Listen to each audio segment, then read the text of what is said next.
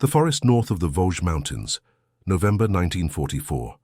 Moonlight barely penetrated the canopy of ancient pines, where Corporal James "Ghost" Washington of the 92nd Infantry Division crouched motionless, his breath forming small clouds in the freezing air. The temperature had dropped to near 0 degrees Celsius, and somewhere in the darkness ahead, our German patrol of 20 soldiers moved through what they believed was secure territory. They had no idea they were being watched by a man who had learned to move through these woods like smoke through a chimney. Before we dive into this story, make sure to subscribe to the channel and tell me in the comments where you're watching from. It really helps support the channel. What those German soldiers would experience over the next 72 hours would defy everything they understood about warfare, and the method used against them would become one of the most studied psychological operations of the conflict, proving that sometimes the most devastating weapon is not violence, but the systematic dismantling of certainty itself. James Washington had grown up in the forests of northern Georgia, the son of a hunting guide who had taught him that patience and observation were worth more than 100 bullets. His father, Marcus Washington, had learned his craft from his own father, who had learned from Cherokee trackers in the hills before the turn of the century. The techniques passed down through 3 generations were not written in any manual or taught in any school. They were practical wisdom accumulated through thousands of hours in the wilderness, understanding how animals moved, how weather affected tracking, how human presence disturbed the natural patterns of the forest in ways that a trained eye could read like words on a page. By the time James was 10 years old, he could track a deer through 3 miles of mixed terrain and predict where it would bed down for the night. His father would test him constantly, laying false trails, challenging him to distinguish between fresh sign and old, asking him to determine not just what animal had passed but how long ago, whether it was injured, whether it was being pursued. These were not abstract exercises, but essential skills for a hunting guide, whose clients expected results and whose reputation depended on understanding the forest better than anyone else in the county. By 15, James could move through dense woodland without disturbing a single branch or leaving a footprint that would last more than an hour. He had learned to read the microterrain, understanding how water flowed, where mud would hold a track, and where rocky ground would reveal nothing. He knew which plants would spring back when touched and which would remain bent, betraying recent passage.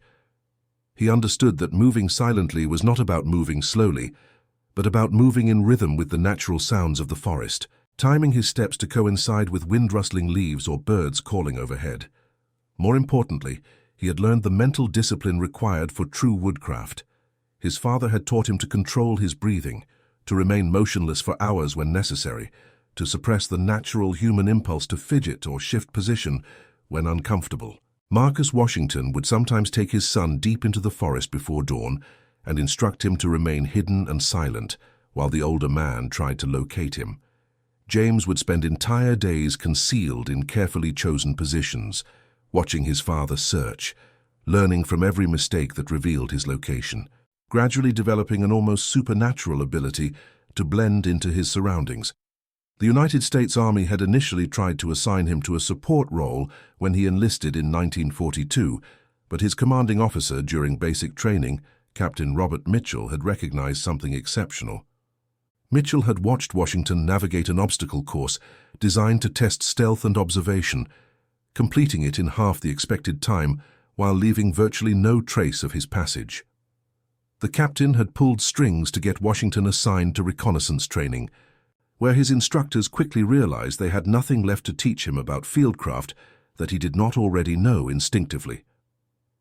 By the autumn of 1944, Washington had completed 37 reconnaissance missions behind enemy lines, gathering intelligence that had proven invaluable for Allied operations in the Italian theater before his transfer to France. He had earned the nickname Ghost, not through any single dramatic action, but through the accumulated weight of dozens of reports from German prisoners who spoke of an uncanny feeling of being watched in the forests, of supplies that vanished without explanation, of sentries who swore they heard breathing in the darkness, but found nothing when they investigated. The mission that would define his legacy began on a cold Tuesday morning when Lieutenant Colonel Franklin Hayes called him into the command tent at their position outside the village of Saint-Dié-des-Vosges. Hayes was a tall man from Massachusetts, with the bearing of someone who had taught military history at West Point before the conflict, and he treated his soldiers with a formality that some found off-putting, but Washington appreciated. The colonel got straight to the point, spreading a map across the field table that showed the dense forest terrain to their northeast. The German forces in this sector have established a listening post approximately 8 kilometers from our current position, Hayes explained, tapping a spot on the map marked with a red circle. Intelligence suggests a rotation of about 20 soldiers maintaining constant observation of our movements. They are dug in well, supplied regularly, and have been feeding accurate information back to their command for the past 3 weeks. Every time we plan in advance, they know about it before we move. Washington studied the map, noting the elevation changes, the stream that ran through the valley, the old logging roads that were marked with dotted lines. He could already begin to visualize the terrain, imagining how water would flow, where animals would create trails, where a careful observer would position themselves for maximum visibility. "You want me to take them out, sir," Washington said, but it was not quite a question. Hayes shook his head slowly. "I want you to make them leave. Intelligence indicates that morale among German units in this sector is fragile. They are far from home, supplies are increasingly unreliable, and they are hearing rumors about what is happening on the Eastern Front. What I need from you is to create such profound uncertainty and fear that they abandon the position on their own initiative, or at minimum, that they become so rattled they stop providing useful intelligence to their command." Washington considered this for a long moment.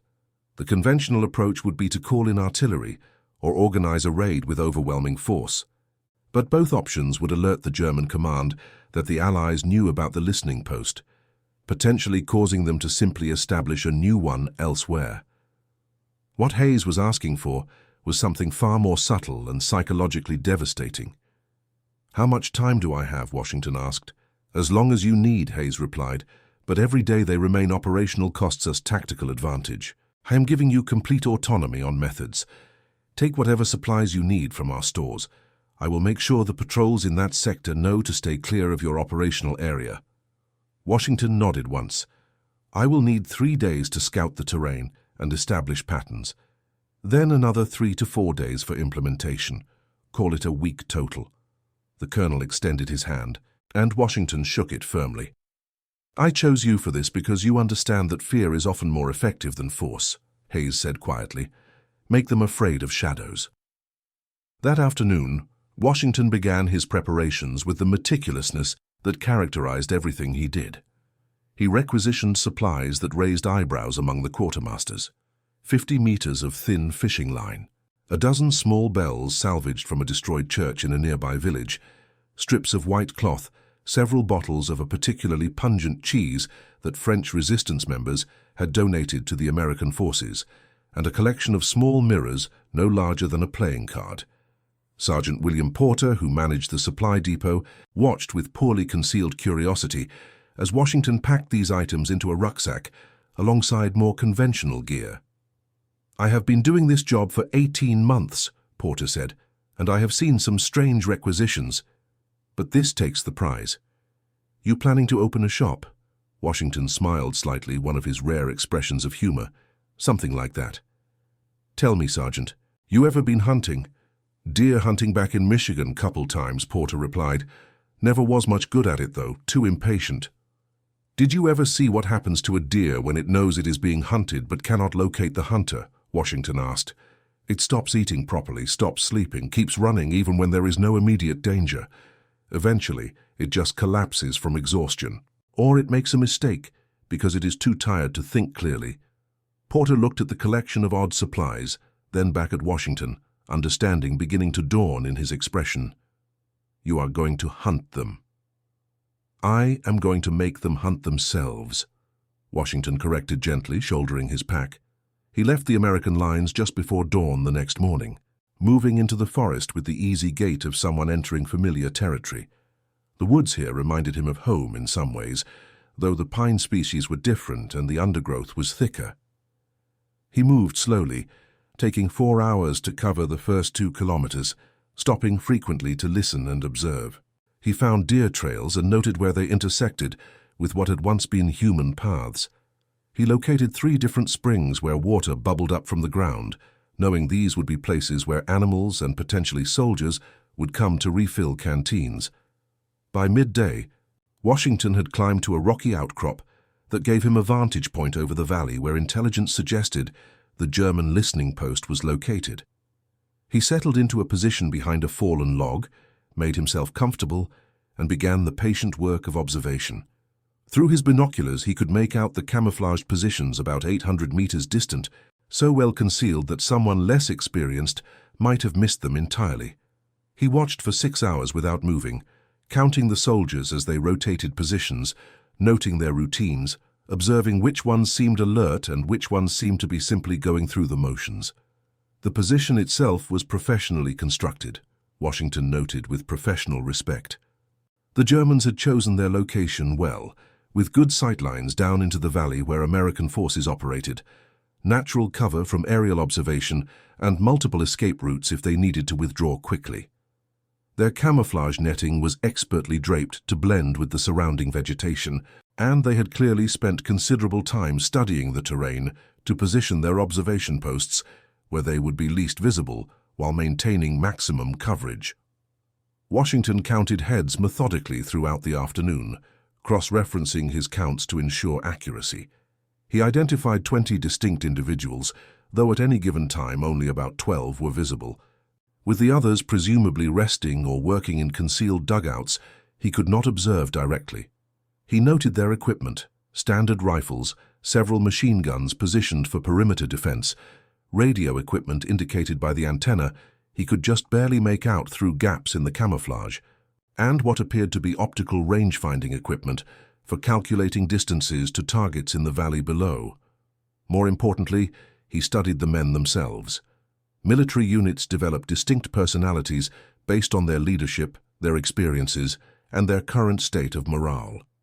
This unit moved with the practiced efficiency of experienced soldiers, but Washington could detect subtle signs of weariness in their posture and movements.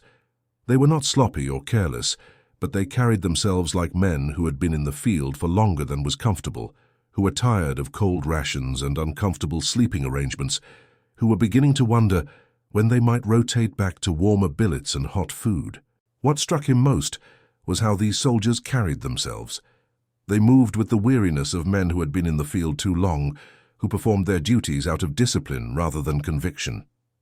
He saw one young soldier, who could not have been more than 19 years old, sitting at the edge of their perimeter and staring off into the distance with an expression of such profound homesickness that Washington felt an unexpected pang of empathy.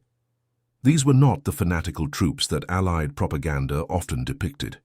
These were tired men a long way from home, doing a job they probably wished they did not have to do. As dusk approached, Washington withdrew from his observation point and moved to a location about 1 kilometer from the German position, where he had identified a small cave formed by overhanging rocks. This would serve as his base for the operation. He spent the remaining daylight hours making the space habitable, clearing away debris and positioning his supplies. He ate a cold meal of crackers and canned meat, not risking a fire that might reveal his presence, and settled in for the night. The second day was devoted to understanding the complete pattern of the German operations. Washington moved in a wide circle around their position, staying well beyond what he estimated was their patrol radius, looking for supply routes and communication lines. He found what he was looking for just before noon, a trail that showed signs of regular use, leading back toward the German lines. He followed it for about 2 kilometers, confirming that this was indeed how they received supplies and sent reports. More importantly, he found their latrine area, positioned downstream from their main encampment. This told him something crucial about their level of field discipline and health awareness. They were following proper sanitation protocols, which meant they had a competent leader who cared about keeping his men healthy. That leader would be Washington's primary psychological target. Over the next 36 hours, Washington compiled a complete picture of the German unit's routines. They rotated sentries every 4 hours. They received supplies every 3 days, with the next delivery apparently scheduled for the day after tomorrow, based on the dwindling inventory he could observe through his binoculars. They sent radio reports at dawn and dusk. Their commanding officer was a Hauptmann, a captain, who Washington observed was probably in his early 40s, older than most officers at that rank, suggesting he had been brought back into service from reserves. The captain's name, Washington learned by eavesdropping from a carefully concealed position only 50 meters from their perimeter, was Hauptmann Friedrich Richter. He heard it when one of the younger soldiers reported to him about a minor equipment malfunction. Richter's voice carried the accent of southern Germany, Bavaria perhaps, and when he spoke to his men there was a paternal quality to his tone that suggested he saw them as his responsibility rather than merely subordinates. Over the hours of observation, Washington developed a detailed psychological profile of the German officer. Richter was methodical in his leadership, checking on each position regularly, ensuring his men had what they needed, addressing problems before they became serious. When he inspected equipment, he did so with the thoroughness of someone who understood that small oversights could have fatal consequences, but he did it without the harsh criticism that some officers used to maintain discipline. Washington observed him sharing his own coffee ration with a young soldier who looked particularly cold and exhausted, a small gesture that spoke volumes about the kind of leader he was. The captain appeared to be in his early 40s, older than most officers at that rank, with the bearing of someone who had likely served in the military before the current conflict, been discharged or retired, and then recalled to duty when the mobilization demands grew desperate. There was a weariness in how he carried himself that went beyond simple physical fatigue. This was a man who had probably left behind a family, a civilian life he valued, to do his duty in a conflict he may not have entirely believed in. Washington recognized this because he had seen the same expression on American officers who had been pulled away from farms or shops or teaching positions to wear a uniform again. This information was valuable. A career soldier might respond to harassment with aggression and determination, but a reservist with paternal instincts toward his men, someone who had probably been pulled away from a family of his own, might respond very differently to signs that his soldiers were in danger he could not identify or control. On the fourth day, Washington began his operation. He started with something simple and unsettling. During the pre-dawn hours when visibility was lowest and the sentries were at their least alert point in the rotation, he moved to within 30 meters of the German perimeter. He had identified a young pine tree that stood slightly apart from the others, visible from multiple points in the German camp. Working quickly and silently, he tied strips of white cloth to the branches at irregular intervals, each piece about the size of a handkerchief. The white fabric would stand out starkly against the dark bark and green needles. Then he withdrew and waited. It took until mid-morning for someone to notice. Washington, watching from his concealed position with binoculars, saw a sentry do a double-take, staring at the tree with obvious confusion. The sentry called over another soldier, and together they examined the tree from a distance, clearly uncertain what to make of it. Eventually they reported it to Hauptmann Richter, who came to look for himself. Washington watched as Richter studied the marked tree through his own binoculars, his expression troubled. The captain sent 2 soldiers to investigate, covering them with rifles from the perimeter. The soldiers approached the tree cautiously, examined the white strips of cloth, looked around the surrounding area for any other signs of disturbance, and found nothing else unusual. They removed the cloth strips and brought them back to Richter, who examined them carefully, turning them over in his hands as if they might reveal some hidden message. Washington could not hear what was being said, but he could read the body language clearly enough. Richter was telling his men to increase their alertness, to watch for any other unusual signs. The soldiers nodded, but Washington could see the uncertainty in their postures, the way they kept glancing back at the tree as if expecting the cloth to mysteriously reappear. That night, Washington escalated. He had mapped out the patterns of the sentry rotations precisely, and he knew there was a brief window, lasting perhaps 90 seconds, when the changing of the guard created a small blind spot in their coverage. During this window, he moved with extraordinary speed and silence to a position where he could access their perimeter without being observed. He found a spot where 2 sentries would pass within 20 meters of each other during their patrol routes, and here he strung fishing line at ankle height between 2 trees, attaching small bells to the line that would chime softly if disturbed. Then he found the trail the soldiers used to reach their latrine area, and along this trail he placed 3 of his small mirrors, angling them so they would catch moonlight and create brief, inexplicable flashes of reflected light when someone passed by at certain angles. Finally, and most unsettlingly, he approached to within 15 meters of where he knew one particular sentry stood his post, a nervous young soldier named Klaus, who Washington had observed smoking cigarettes to calm his nerves during the long night hours. Washington positioned himself downwind and waited until Klaus was facing away. Then, in a voice barely above a whisper, but pitched to carry in the quiet forest, he spoke a single sentence in fluent German. "Sie sind nicht sicher hier. You are not safe here."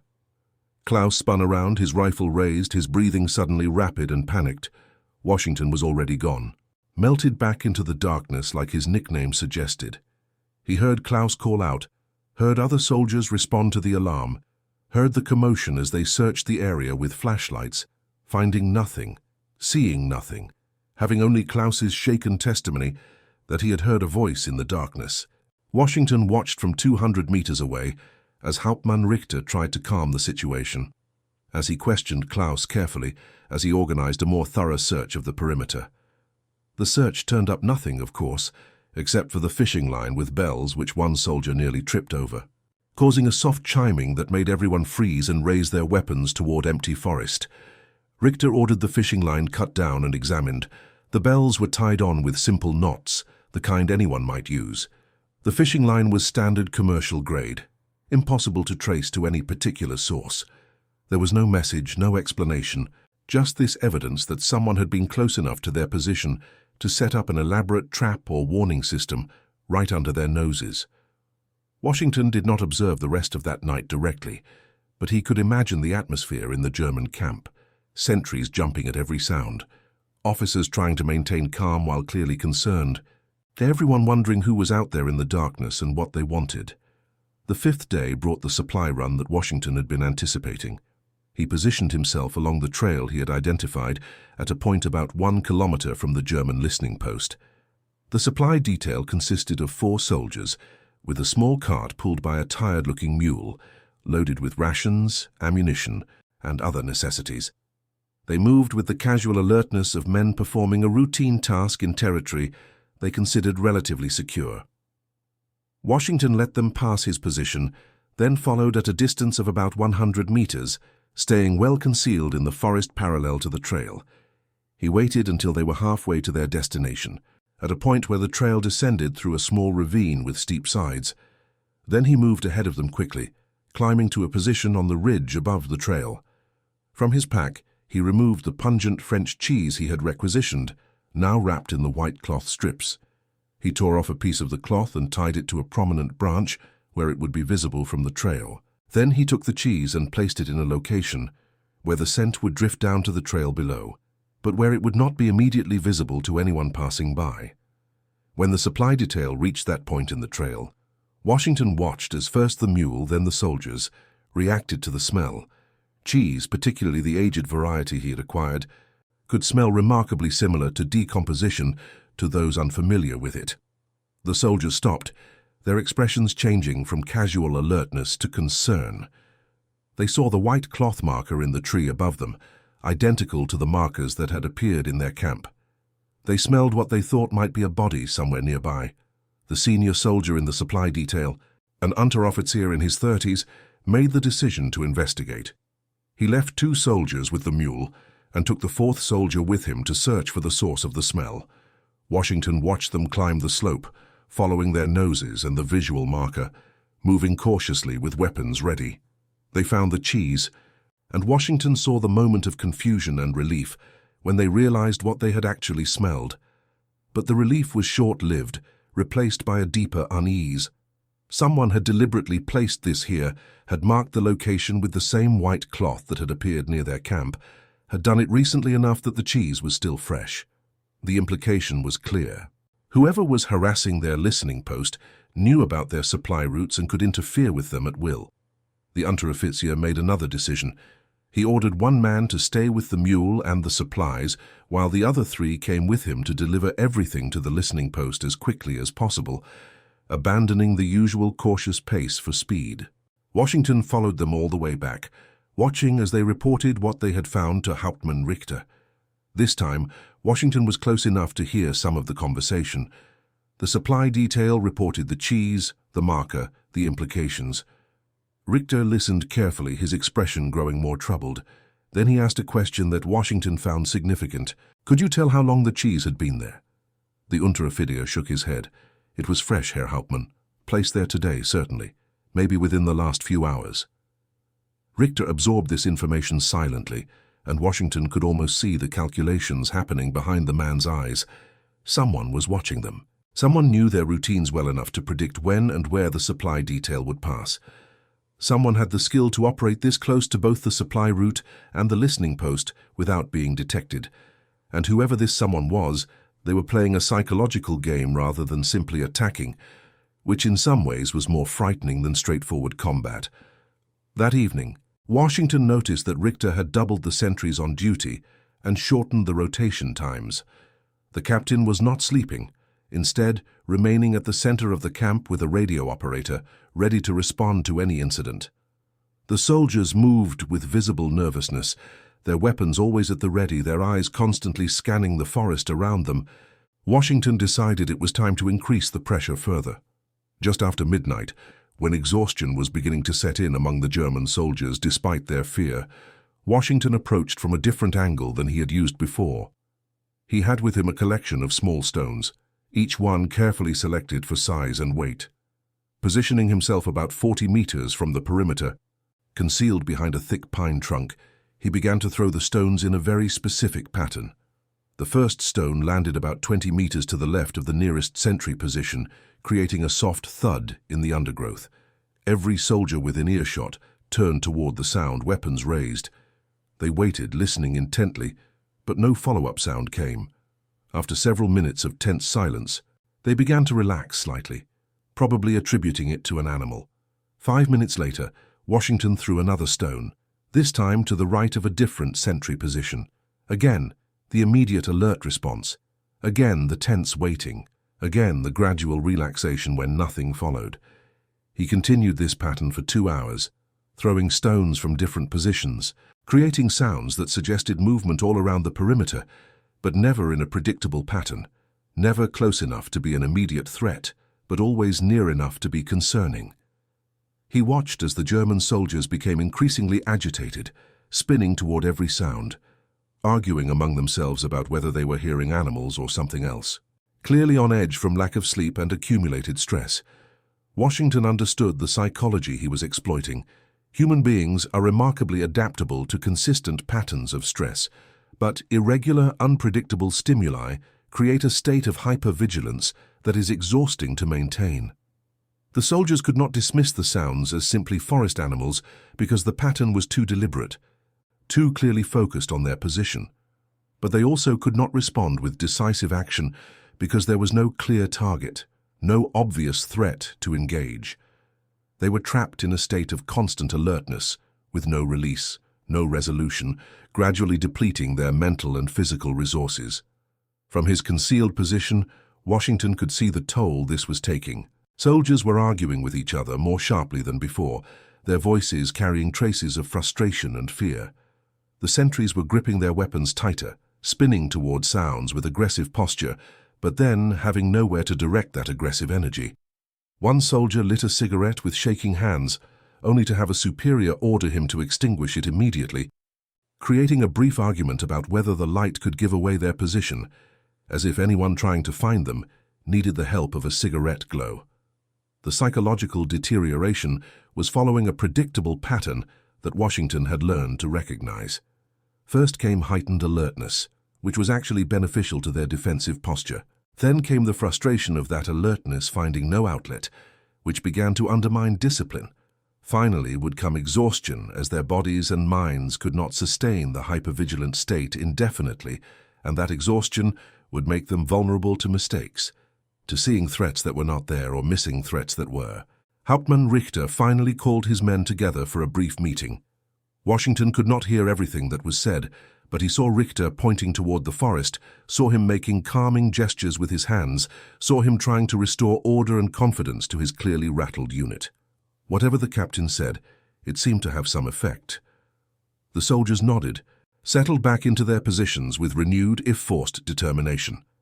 Washington waited 30 minutes, letting them think the harassment had ended.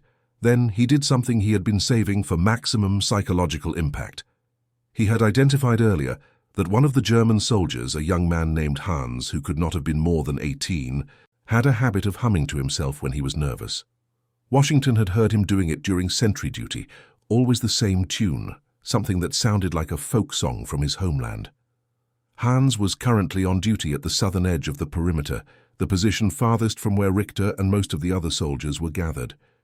Washington approached to within 20 meters of Hans's position, moving with extraordinary care, taking nearly 30 minutes to cover that short distance without making a sound. He positioned himself behind a large boulder where he could observe Hans clearly in the moonlight. The young soldier was visibly tired, fighting to stay alert, occasionally glancing nervously into the forest around him. Then Washington began to hum the same tune that Hans had been humming earlier, so quietly that it was barely audible, pitched to sound like it might be coming from Hans's own mind rather than from an external source. He watched Hans's reaction carefully. The young soldier froze, stopped breathing for a moment, turned his head slowly as if trying to locate the source of the sound. Washington stopped humming. Hans stood there for a long moment, clearly uncertain whether he had actually heard something or if his exhausted mind was playing tricks on him. He shook his head as if to clear it, took a drink from his canteen, tried to refocus on his duties. After 5 minutes, Washington hummed the tune again, slightly louder this time, still barely above a whisper, but definitely audible. This time there was no doubt in Hans's reaction. The young soldier spun around, his rifle raised, his eyes wide, his voice breaking as he called out for the corporal of the guard. Within seconds, other soldiers had joined him, including Richter himself. Washington watched as Hans tried to explain what he had heard, his words tumbling over each other in his anxiety, insisting that someone had been humming a song his grandmother used to sing to him back home in Saxony, that it was impossible anyone else would know this tune, that he was not imagining it. The other soldiers looked at him with expressions that mixed concern with skepticism. Richter put a hand on the young man's shoulder, speaking to him in low, calming tones, but Washington could see the captain's own uncertainty, his awareness that his unit was beginning to crack under the psychological pressure. The 6th day dawned with a fog that rolled through the valley, reducing visibility to perhaps 20 meters. Washington had anticipated this possibility based on the weather patterns he had observed and the topography of the area. Fog in these mountains was common in late autumn, when the temperature differential between day and night was significant. He had planned an escalation that would take advantage of the reduced visibility. He moved through the fog with the confidence of someone who had memorized every tree, every rock, every contour of the terrain. He approached the German perimeter from 3 different angles over the course of the morning, each time leaving a marker, white cloth tied to branches, positioned so they would be just barely visible when the fog lifted. He placed them in locations that formed a rough triangle around the German position, each marker about 50 meters from their perimeter. But there was something different about these markers. On each white cloth, Washington had used charcoal to draw a simple symbol, a circle with a single dot in the center. It was meaningless, arbitrary, but it would appear deliberate, purposeful, suggesting some kind of system or message that the Germans would struggle to decode. Humans are pattern-seeking creatures, and Washington knew that Richter and his men would drive themselves to exhaustion, trying to understand what the symbols meant. When the fog lifted around midday, the markers were discovered almost immediately. Washington watched from his observation point as soldiers were sent out to retrieve them, as Richter examined them carefully, as the captain called his unteroffizier and showed him the symbols, clearly asking if he had any idea what they might signify. The unteroffizier shook his head, and Washington saw Richter's shoulders sag slightly, a small gesture of a man carrying a burden he was not sure he could sustain. That afternoon brought the revelation Washington had been waiting for. A radio message came through to Richter's position, apparently from a German command post. Washington could not hear the content of the message, but he could observe the result. Richter gathered his men and spoke to them at length, and afterward the soldiers began to pack up some of their equipment, moving with purpose but also with visible relief. Washington realized that Richter had made a request to withdraw or relocate, and command had apparently approved it, or at least authorized some kind of change in their deployment. The psychological operation had achieved its primary objective. The Germans were leaving not because they had been driven out by force, but because they had been convinced that maintaining their position was untenable, given the unknown threat that haunted the forest around them. But Washington was not finished. He had one final element to implement, something that would ensure this unit would share their experience widely when they returned to their lines, spreading the psychological impact far beyond these 20 soldiers. As the Germans prepared to withdraw the following morning, Washington positioned himself along the route he anticipated they would take back to their lines. He found a location where the trail passed through a particularly dense section of forest where visibility was limited, and the canopy overhead created perpetual shadow even in daylight. Here he set up his final installation. He took the remaining white cloth strips and created dozens of them, tying them to branches throughout a section of forest about 50 meters long. He arranged them so that they would be barely visible from the trail, requiring someone to look carefully into the forest to see them. But once noticed, they would appear to be everywhere, creating the impression of a massive marking or claiming of territory. In the center of this marked area, he hung the largest piece of white cloth, and on this one he drew not just the circle with a dot, but dozens of them, covering the entire surface in the repeated symbol. Then he withdrew to a position where he could observe the German column as it passed through this section of trail. They came through just after dawn, moving in a tight formation with scouts ahead and rear guard behind. Hauptmann Richter in the middle of the column where he could maintain control. The scouts spotted the first of the white markers and immediately halted the column, reporting back to Richter. The captain moved forward to see for himself, and Washington watched as understanding and something like resignation crossed his face.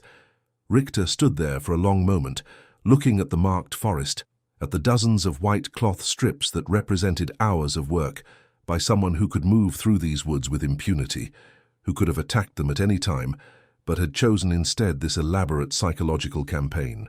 Then the captain did something Washington had not entirely anticipated. He walked directly to the center of the marked area, to the large cloth covered in symbols, and he removed it from the branch where it hung. Richter held the cloth for a moment, examining it, then folded it carefully and put it in his pack. It was a gesture of acknowledgement, Washington realized.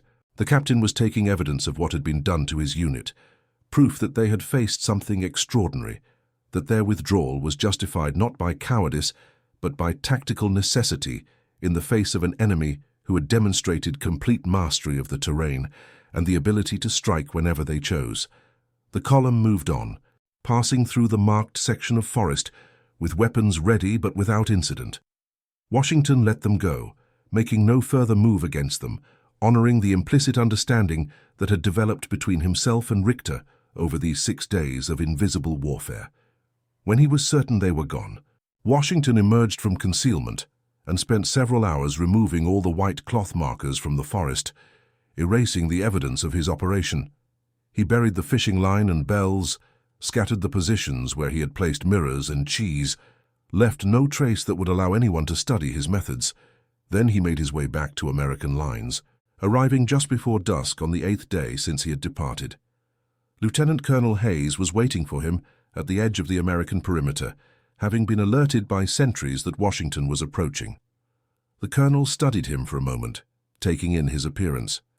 Washington looked tired but uninjured, his equipment was in good order, and his expression carried the quiet satisfaction of someone who had completed a difficult task successfully. "The listening post?" Hayes asked without preamble. "Abandoned this morning, sir," Washington reported. "The unit withdrew in good order back to their lines. They should be telling quite a story to anyone who will listen." Hayes allowed himself a small smile. "No casualties on either side?" "None, sir, just 20 very unsettled soldiers who will probably request transfer to any unit that does not involve forest operations." The colonel nodded slowly, clearly pleased. "Intelligence reports that German radio traffic in this sector has increased significantly over the past 24 hours. Multiple units requesting clarification about partisan activity and asking about other units experiencing unusual harassment. "It seems your ghosts are spreading faster than we anticipated." Washington allowed himself a moment of satisfaction at this news. The operation had succeeded beyond its tactical objective. By creating an experience so psychologically disturbing that the soldiers who experienced it would talk about it compulsively, he had effectively weaponized rumor and fear, potentially affecting German operations across a much wider area than just the single listening post. Over the next several weeks, intelligence intercepts and prisoner interrogations revealed the full extent of the operation's impact. The story of the haunted forest spread through German units in the sector, growing and evolving with each retelling. Some versions spoke of dozens of Allied soldiers who could move through the forest invisibly. Other versions suggested partisan forces with intimate knowledge of the terrain. A few particularly embellished accounts spoke of something supernatural, though these were generally dismissed by more rational officers. The intelligence analysts working for Allied command began to track the spread of the story with fascination. Radio intercepts showed German units requesting information about partisan activity in areas where no partisans operated. Patrol reports documented soldiers reporting unusual signs or sounds that, upon investigation, proved to be nothing more than normal forest phenomena.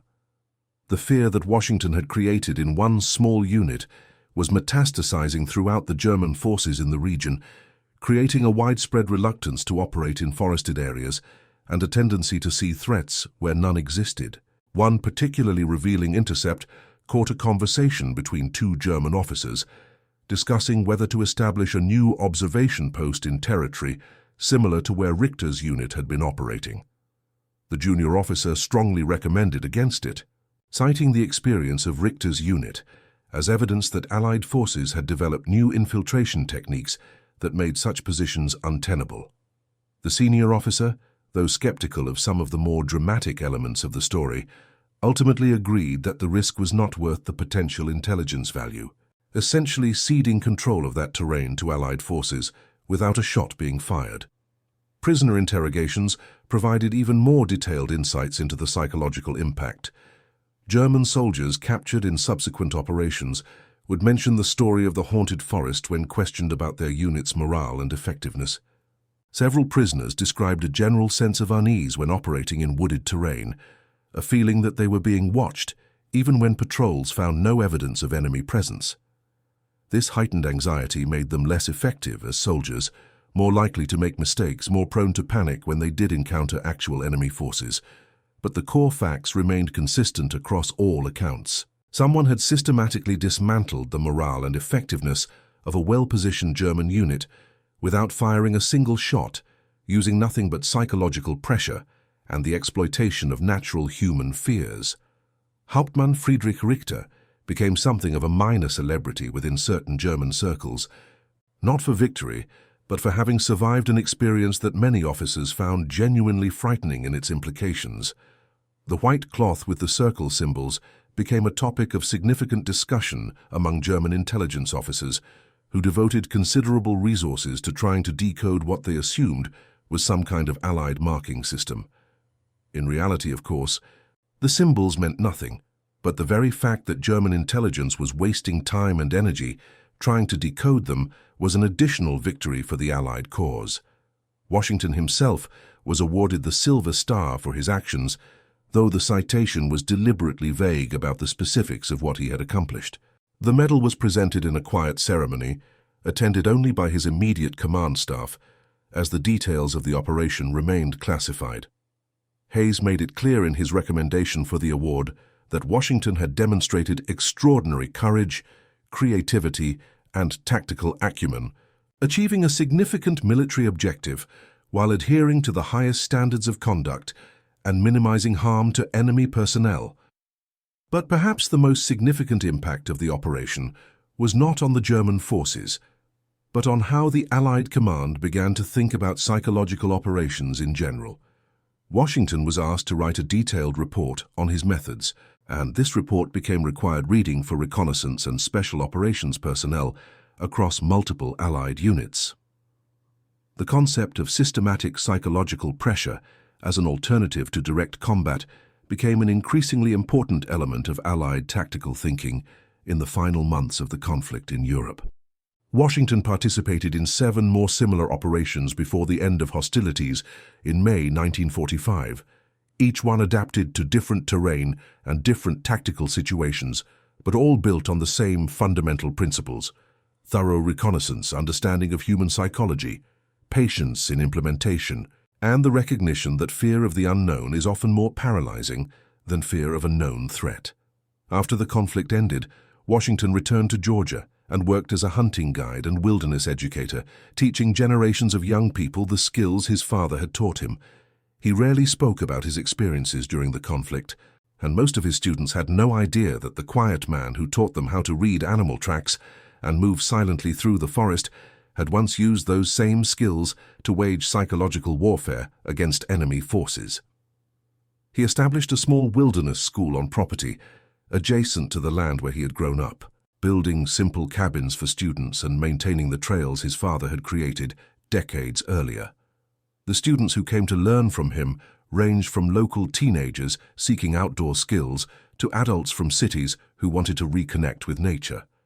Washington treated them all with the same patient instruction his father had given him, emphasizing not just the technical skills of tracking and woodcraft, but the deeper philosophy of understanding and respecting the natural world. Some of his former students would later recall specific lessons that, in retrospect, clearly drew on his wartime experience, even though he never explicitly mentioned it. He would teach them about observation by having them watch a section of forest for hours, noting every bird call, every shift in the wind, every animal that passed through. He would instruct them in the psychology of wild animals, explaining how fear and curiosity could be used to predict behavior. He would demonstrate how small, consistent signs could reveal patterns that were invisible to casual observation. One student, who went on to become a park ranger and later a wilderness rescue specialist, remembered a particular lesson about patience. Washington had taken a group deep into the forest and challenged them to approach a deer without startling it. Most of the students failed quickly, their impatient movements sending the animal bounding away. But Washington demonstrated the technique himself, spending nearly 2 hours moving perhaps 50 meters, advancing so slowly and carefully that the deer never perceived him as a threat, eventually coming within a few meters of the animal, before deliberately revealing himself and allowing it to flee unharmed. The lesson, he explained afterward, was not about how to approach a deer, but about understanding that worthwhile objectives often required patience that seemed excessive until you achieved the result. In his later years, Washington was approached by military historians who had finally been given access to declassified records of his operations. They wanted to understand how he had conceived and executed such innovative tactical approaches. Washington's explanations were characteristically modest. He spoke about the importance of patience, about really watching and listening before taking action, about understanding that every person, regardless of which side they fought on, carried the same basic fears and hopes. One historian asked him directly if he had ever felt conflicted about what he had done, about systematically terrorizing young soldiers who were, in many ways, victims of circumstances beyond their control. Washington thought about this for a long time before answering. "I never wanted to kill anyone," he finally said. "My father taught me that you only kill what you plan to eat, and you do it as humanely as possible. Those boys in that forest, they were not my enemies in any personal sense. They were just doing what they had been told to do, same as me. But they were providing intelligence that was getting Allied soldiers wounded or taken down, and I had to stop that. Making them leave without anyone getting hurt, that seemed like the best possible outcome for everyone involved." The historian noted that this perspective seemed remarkably compassionate for someone engaged in warfare. Washington shrugged slightly. "Compassion and effectiveness are not opposites," he said. "Sometimes they work together better than you might think." Hauptmann Friedrich Richter survived the conflict and returned to his home in Bavaria, where he resumed his civilian career as a schoolteacher. In the decades after the conflict, he occasionally spoke about his experiences during the autumn of 1944 in the forests of the Vosges Mountains. His accounts were always measured and factual, focusing on the tactical and psychological elements of what he had experienced, rather than on any emotional response. In a letter written to a military history researcher in 1967, Richter provided perhaps the most insightful analysis of the ghost method, as it had come to be known in military circles. He wrote, "We were not defeated by superior firepower or tactical position. We were defeated by someone who understood that soldiers are fundamentally human beings, with all the vulnerabilities that implies. The person who orchestrated our withdrawal understood fear better than any enemy I encountered during 6 years of conflict. But what made it truly remarkable was the restraint involved. They could have caused casualties, but chose not to. They could have destroyed our equipment, but chose instead to make us abandon it voluntarily. In some ways, I respect that unknown adversary more than any conventional enemy I faced, because they had the discipline to achieve their objective through the minimum necessary intervention." Richter never learned the identity of the Allied soldier who had haunted his position in the forest. The classified nature of Washington's operations remained in effect for decades after the conflict ended. It was not until the late 1980s that researchers finally connected the various psychological operations in that sector to the quiet man from Georgia, who had pioneered such innovative approaches to warfare. By then, both Washington and Richter had passed away, each having lived long, productive lives far removed from the forests where they had engaged in their unique confrontation.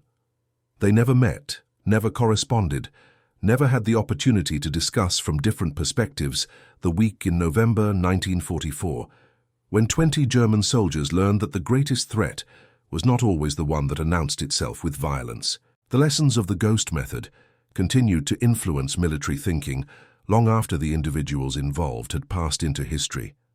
Special operations forces around the world studied Washington's approach, recognizing that technological superiority and overwhelming firepower were not the only paths to tactical success.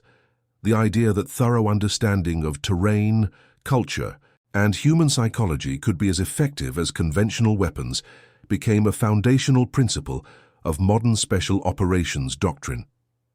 Training programs were developed that specifically taught the kind of patient observation and creative problem-solving that Washington had demonstrated. Soldiers learned to think like hunters rather than warriors, to understand their operational environment as thoroughly as Washington had understood the forests of his Georgia childhood. The emphasis shifted, at least in certain specialized units, from the ability to inflict maximum damage to the ability to achieve objectives through minimum necessary intervention. But perhaps the most important legacy of the ghost method was the simple demonstration that alternatives to violence were possible even in the context of warfare. Washington had proven that with sufficient skill, patience, and understanding, it was possible to neutralize an enemy force without taking or losing a single life.